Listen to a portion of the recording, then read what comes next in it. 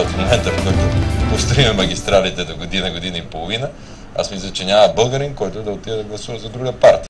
Я виж 35. Боза. А на 52? Пак боза.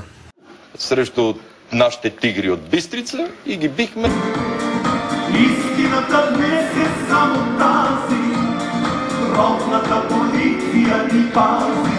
75.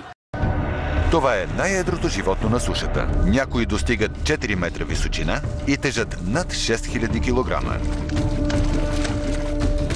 Той има силата да изкорени държавата. Полиция отваряй!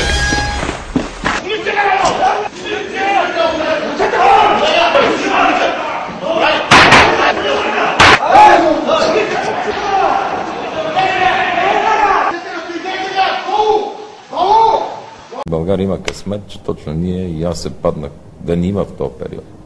И рано или късно политическите анализатори това ще го кажат, рано или късно историята ще го оцени.